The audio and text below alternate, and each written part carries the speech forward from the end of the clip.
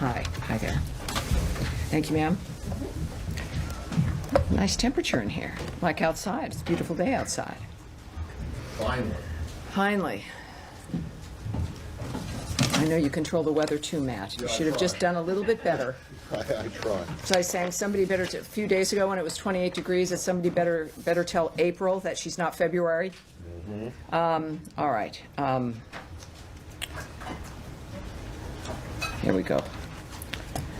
I have a few announcements. So the topper is a little long. I hope it'll be interesting enough for you. It's interesting for me. All right, welcome aboard, everyone. Thank you very much for being here. As this is my first briefing this week, I'd like to wish Christians a blessed Holy Week and Jewish people all around the world a happy Passover. And now, today, as anti-Semitism surges around the world, our message to Jewish communities remains unchanged. The United States stands with you. We will fight anti-Semitism with unwavering determination. We will advocate for the safety and security of Jews everywhere. And on to something else as well. On the tariffs, the coverage of President Trump's indefatigable effort to make this country great again involves the Herculean effort to change the trading trajectory of this country, which has been placed under a crushing burden of a web of unfair trade arrangements resulting in American taxpayers being ripped off every single day. Only President Trump has the vision and the courage to say enough is enough. The United States of America has the great benefit of having the world's best deal maker as president.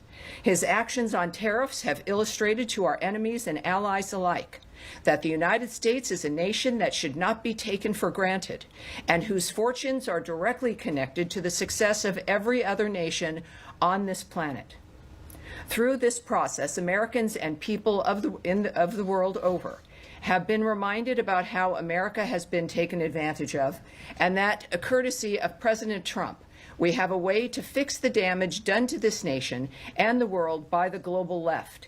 Now, with over 130 countries coming to renegotiate their trade relationship with the United States, President Trump has reset not just the trade environment, but has also reminded the world that respect matters and will be expected by President Trump and the people of this nation.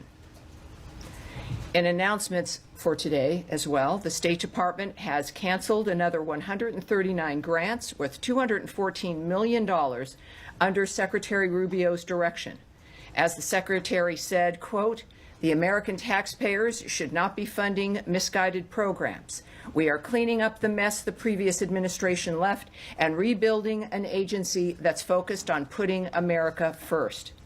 Now, let's look back to last weekend. Ambassador Stephen Witkoff conducted talks with the Iranian foreign minister, which were hosted by the Omani foreign minister. As the White House statement described, quote, "The discussions were very positive and constructive, and the sides agreed to meet again next Saturday. Our goal remains clear. In the words of Ambassador Witkoff, quote, "A deal with Iran will only be completed if it is a Trump deal. Any final arrangement must set a framework for peace, stability, and prosperity in the Middle East, meaning that Iran must stop and eliminate its nuclear enrichment and weaponization program.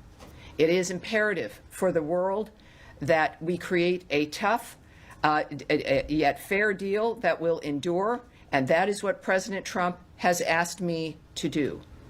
Also last weekend, Expo 2025 Osaka officially opened on Sunday in Osaka, Japan.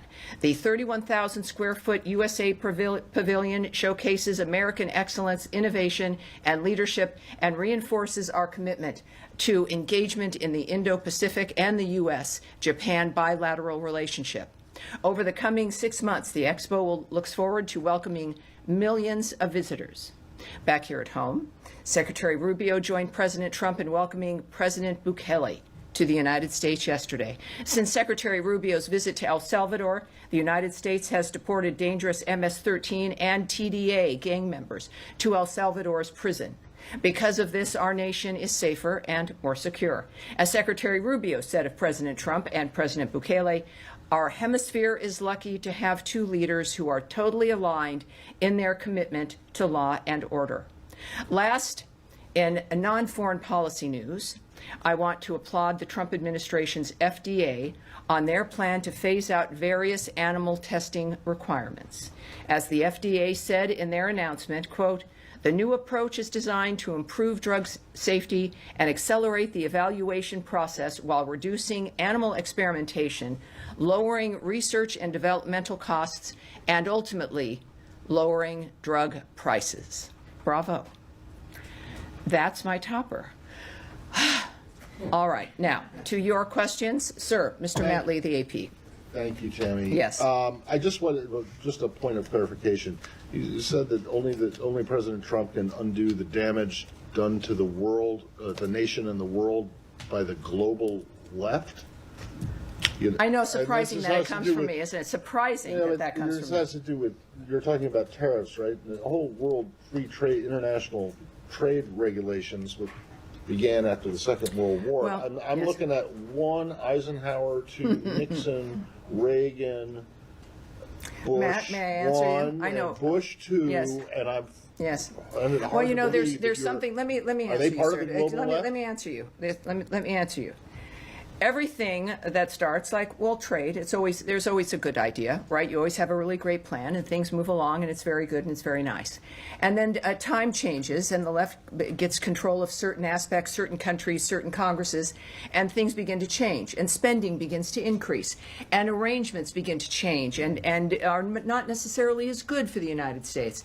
The fact of the matter is, at this point in time, we are on an unsustainable path, a burden that is crushing. You see it in the actions that this administration has to take regarding the budget of this entire entity. This becomes an addiction. It's an addiction to other people's money. And as Margaret Thatcher noted, of course, is that the main problem with socialism, sir, the main problem with socialism is that is when you run out of other people's money. Because that eventually happens. I know that's not perhaps satisfactory for the Associated Press. But I love you anyway, Matt. I love you anyway. But your question is, at least my answer to what your statement was, is that at this point in time, President Trump is the only person that can undo the Leviathan that this trade framework became around the world. And he's doing it. And I've been watching this coverage, the pearl clutching. It's been remarkable. This is going to be one of the greatest resets of many resets that the Trump administration has implemented, and it's going to make a difference not just for the American people, but for all those countries that realize that this has to change. So it'll be better for the world over. My point was merely that, are you trying to say that all those presidents and who you just mentioned, Margaret Thatcher, are part of the global left? I've just talked way too much already. I think I've answered that. Yes, sir. I think I've answered that. All right. So on the grants that you just said were canceled, I want to seg from this. Can you be more specific about what those were? The two, what was it, 139? Well, we'll get those details.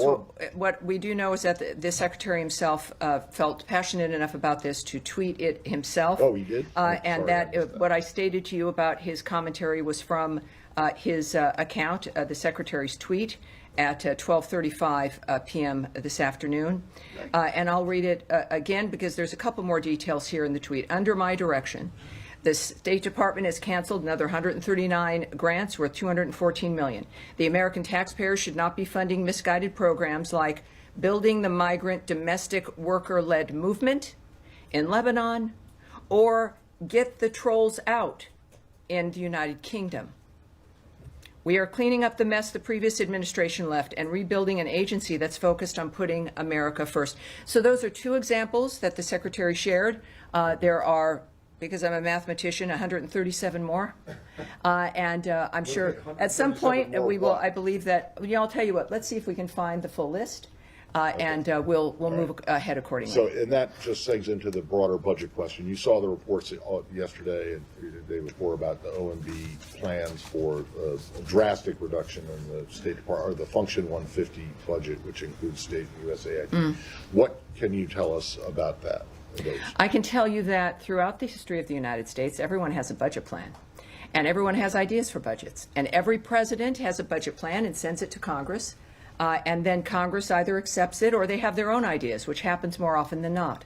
I can tell you that whatever you've seen in public was not released from this entity. It was not released from this department.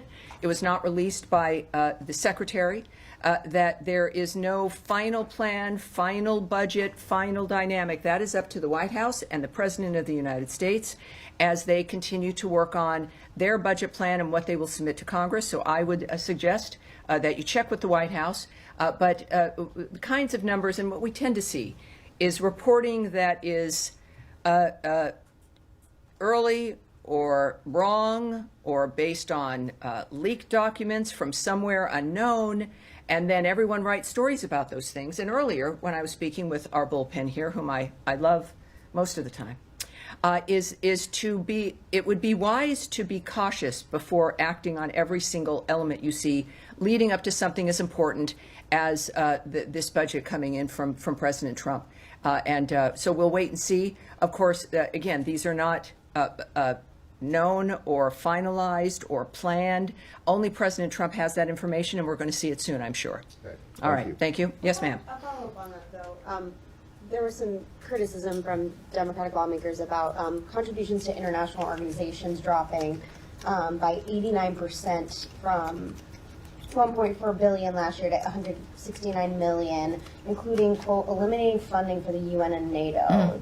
Is that something that the department is considering, eliminating funding from those agencies? You know, that's from a story that is looking at a memo that was leaked or not from a plan that is a suggestion. What I can tell you, though, is it really makes me concerned when I see the word eliminate. I traveled to NATO for that summit with the secretary. Every meeting, every moment, every time on camera, in every bilateral meeting, talking with the Secretary General, the one message, it was with several messages, but the singularly important message that everyone there cared about was the fact that the Secretary of State of the United States reiterated our complete commitment to NATO, as has the President of the United States. Now, what we also want in our commitment means that we want to make sure and help to make sure that the nations in NATO can actually deliver on the mission of NATO, which is to be a deterrent. It is not to help with wars or to help fight them or to fund them or to make it a little bit better as the wars are going on. NATO was meant to be a collection of entities that would stop the bad actors from doing the bad thing, because it would be very, very bad for them if they did it. And at this point, clearly, we've got nations that have got to ramp up, share the burden, increase their defense spending, not because we're meanies, but because we are committed to NATO. And NATO has to be the thing that it has been purported to be and expected to be at the beginning and wants to be. I have to tell you that there was recognition of this fact at NATO, the number of countries increasing their budget commitment to defense, the recognition that it was an important thing, without exception. And that's where, when we think about a story about eliminating funding to NATO, couldn't be further from the truth. This is about making NATO stronger, making NATO, well, dare I say, great again.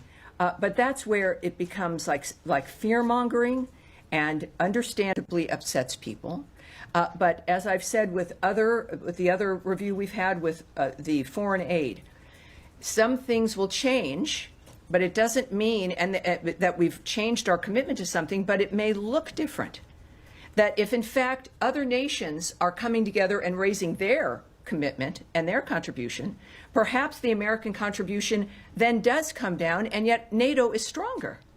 So that is, I think, part of what every family does, is looking out for each other, being honest, and providing solutions to that problem. So that story comes from the same speculation that has come from other documents that are moving about, when nothing could be further from the truth, and certainly commenting on numbers they might have is not helpful. There will be plenty to discuss when President Trump releases and sends to Congress his budget bill. Yes, sir. Thank you. I've got one on Syria and one on Yemen. Has the department made any decision or is it reviewing potentially granting visas to any Syrian ministers for next week's World Bank and IMF meetings? You know, let's take that back. I don't have information on that. It's a good question, of course, with the meeting coming up, but I'll have that to you. And was it Yemen? Yes. You know, the U.S. has been engaged in a military campaign over there for the past several weeks.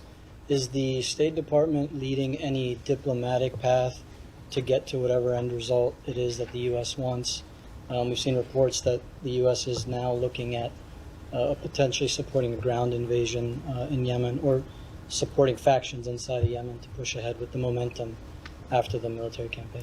Well, I won't speak on any negotiations that may or may not be happening or diplomatic considerations. I think many people have seen the reports regarding actions that may or may not be happening on the ground in Yemen as the Houthis' ability to resist is degraded.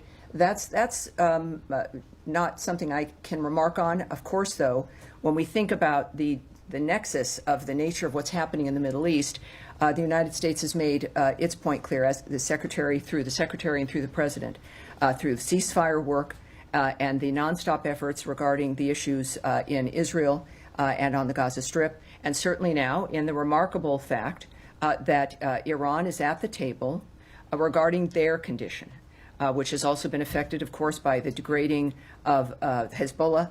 Certainly the disaster that Hamas has brought that region, including Iran. So when we think about the ceasefire and making people's lives better, it certainly affects the entire region. And I think that's what we can all count on. Yes, ma'am. Hi, Tammy. Thank you. You started out with some of your remarks saying that Iran must stop and dismantle its nuclear program. Well, let me say that was Ambassador Witkoff. Yeah, Yeah, echoing uh-huh. what Ambassador Witkoff tweeted earlier today.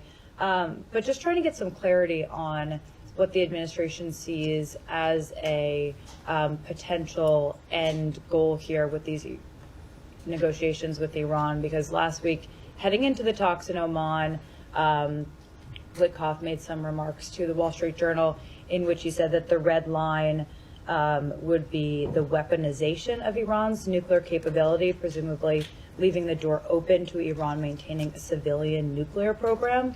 So is the administration open to an end state where Iran does still have a civilian nuclear program, but they are no longer able to speedily get a nuclear weapon?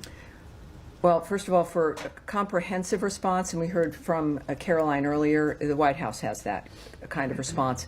What I can say, nevertheless, is that the Secretary has been clear, as has the President, as has been the Ambassador, that Iran cannot have a nuclear weapon or an enrichment program.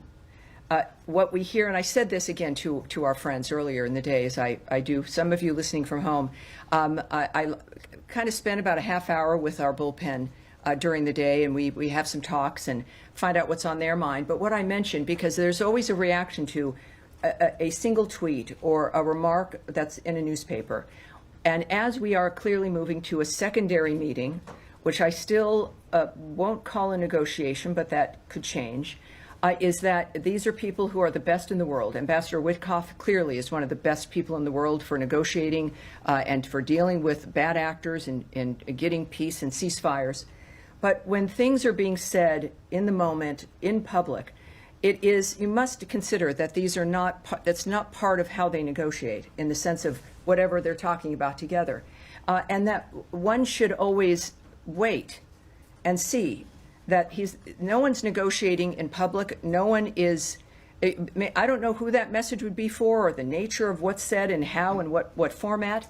I would say what matters is an end result, our parties agreeing, papers being signed. It is not what people say, but the actions they take. We have shown that as a nation when the actions that we take and the nature of what we commit to, you can combine the two of what we say and what we do. But I would say that there's one goal here, and that is that Iran cannot have a nuclear weapon, and certainly the enrichment program.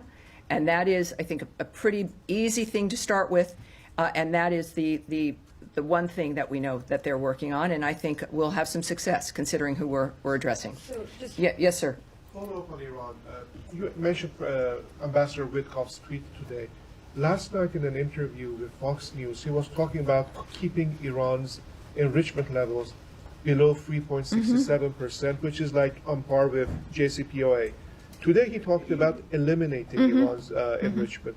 So what's the reason of this difference here? Well, if you can contact the White House, but what I just noted to you is that these are comments that are made. It could be made, by anyone in the moment of something that's happening. I would point to his comment today on Twitter, but I also, Ambassador Witkoff speaks for himself quite well, and he is a very transparent man. What's going to matter is what is accomplished, what the end result will be, as opposed to parsing one statement or a sentence line there and another one over here. I know we all want answers because, well, humanity has an interest in the end result of this. But I would just caution you in that regard, and to wait. And again, the thing that matters is what is accomplished, what the last point is. And if anyone can do that, it would be President Trump and his vision, along with Ambassador Witkoff, who's done a great job in this regard. Yes. Tammy, thanks so much. A couple questions on the Palestinian Authority. The Times of Israel reported a few days ago that Mahmoud Abbas had sent a letter to Secretary Rubio trying to open up the door to get certified that the pay for slave program has been ended by the Palestinian Authority. I know you're not going to comment on that correspondence, but in a broader perspective, the State Department is not exactly doling out foreign aid with any enthusiasm at the moment, and the purpose of ending pay for slave would be to restart foreign aid to the Palestinian Authority. So does the State Department have any appetite at this point to start that process if the end result is no foreign aid being distributed in the end anyway? And the second question I have is just the broader bird's eye view relationship right now between the U.S. and the Palestinian Authority. Mahmoud Abbas boycotted during the first Trump term, and we've seen American officials go to Jerusalem a number of times. Historically, they made a corresponding trip to Ramallah or Bethlehem. We haven't seen that so far. So bird's eye view. I think I always try to give you the bird's eye view. But I would say that, first of all, I can't comment on if there are any negotiations or diplomatic considerations. What I do take issue with immediately is that we don't have any glee or excitement over handing out foreign aid. Our commitment to foreign aid hasn't changed. It is in our nature as Americans.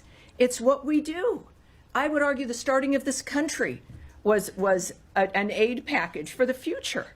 My goodness. And it is certainly is also, foreign aid is not a carrot or a stick in negotiations. If it's needed, it's needed. If it isn't, it isn't. We don't use it in that fashion. So it's, I like you very much, and I think you're a nice guy, but it's always disheartening.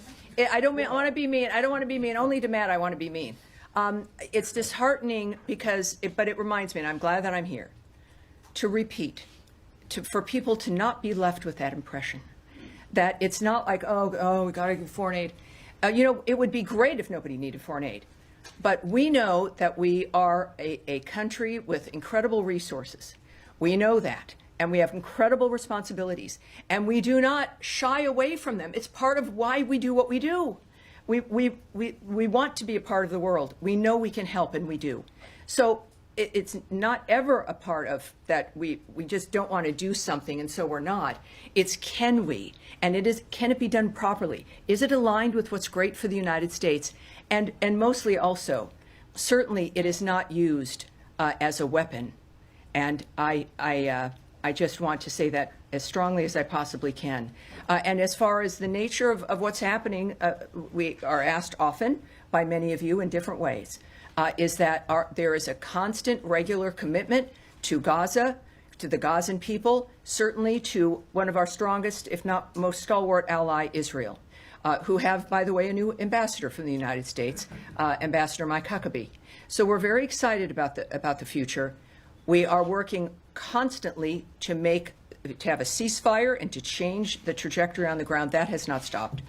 Yes, sir. Yes, sir. Thank you, Tammy. No, please. Meanwhile, in Bangladesh, There are so many reports, like the New York Times also before 2 weeks reported the alarming rise of Islamist terrorists, Islamist extremism in Bangladesh under the Yunus-backed regime, including protesters openly displaying Osama bin Laden's images, even Nazi symbols like picture like this from Dhaka, Yes. and targeting American brands like KFC, Coca-Cola with anti-Semitic rhetoric allegedly incited by figures like advisors of interim government Right. of Bangladesh. Alongside, sir, I've heard you, and I know and I appreciate your passion. And and Bangladesh is a country with certain issues. They are also a country that we've talked about often, certainly with the questions from the crew here. So for a specific dynamic, I'm going to have us take that away. What I do have is something I want to mention regarding Bangladesh, which is that there's been an arrest of a UK MP, Tulip Sadiq. This from the Bangladeshi courts have issued that arrest. It is, of course, all of this, and what you're discussing, even protests, etc., are a matter for the Bangladesh authorities to handle. And, of course, talking with them matters a great deal as well. So ultimately, the future of Bangladesh is going to be decided by the Bangladeshi people. They're facing what you've been describing for some, and in others that, of course, we've seen the reports as well. And, elections matter. We know, I don't want it to sound trite here, but it's true. Democracy matters, and actions by people matter to confront issues that might, in fact, as we've seen over the last 20, 25 years, destroy their lives. It's pretty clear what the choices are for many nations on this planet. So thank you, sir. Yes, sir, with the beard. Thanks, Sally. I want to ask about negotiations with Russia. Has there been any discussion of sanctions relief, and has the White House asked the State Department to draw up any list of sanctions that could be removed? I won't speak to any discussion between the White House, certainly, and the State Department, Secretary Rubio, and any other leader here.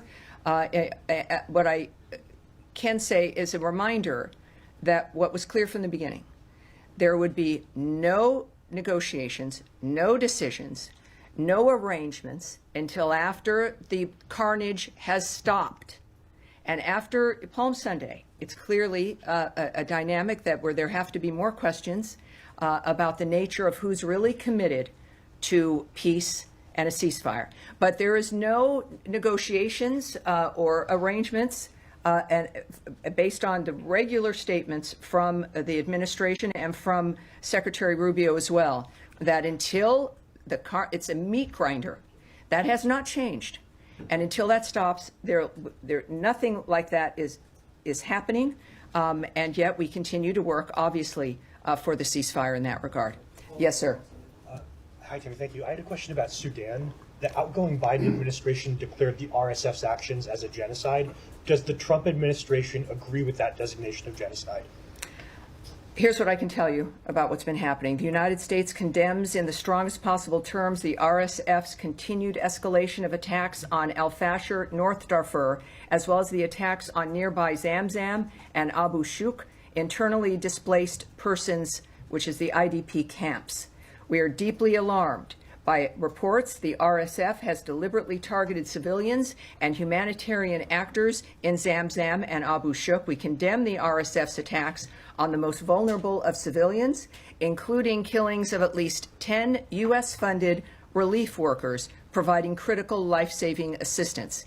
We urge the protection of civilians, including humanitarian workers. We also call for the opening of humanitarian corridors to enable humanitarian access and the safe passage of civilians fleeing violence. The belligerents must uphold their obligations under international humanitarian law and must be held accountable. So are you declining to affirm the designation well, of genocide? I've made my statement clear, but what this does mark, today marks 2 years since the start of the conflict in Sudan.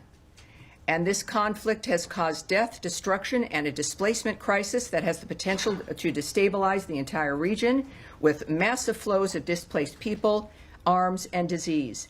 it is past time for the warring parties to put down their guns and negotiate a durable peace that allows for broad-based participatory dialogue so the Sudanese people can decide their future in a peaceful and unified Sudan. just to clarify, Yes, I wanted to talk about I've the answered you. definition of I've genocide. You haven't extensively answered the answered you question, quite Jamie. extensively, sir. Go ahead, please. On Sudan, I wondered, the previous administration had been involved in trying to facilitate peace talks between the two parties. Are there any such activities going on? Well, I can't report on anything that is happening or might happen, but again, I think that the Trump administration and Secretary Marco Rubio have proven their commitment to these kinds of issues in a way that no other administration, frankly, has in facing these dynamics all around the globe, especially with the nature of the kinds of carnage and the relentlessness. So while I can't speak to you about specifics, I think that we all know what this administration stands for. Yes, in the blue jacket. Two questions, briefly. One is in regard of the visit of the Jordanian Prime Minister today at 3:30. If you can tell us a little bit about the topics that are going to be Discussed. No. I'm assuming Gaza. No, or are they, no, are they it's gonna so be nice. talking It's about so nice with Gaza? the Italian reporter, the Right. nice Italian accent. Right. Can you tell? It's like no. No, I understand. Fine. The second There's question. plenty to talk about, I'm sure. I mean, you know. Understand. Yes. No problem. The second one is regarding the CAT announced by Secretary Rubio, if I'm not mistaken, on the funds on United Nations and NATO. That was asked. That was asked. There's been no. There was some There- reports on the. Well, there's always what I'm I love you of. guys, but there's always some report. Can you share? And I answered very specifically. The commitment to NATO is a strong commitment. I was there with the secretary.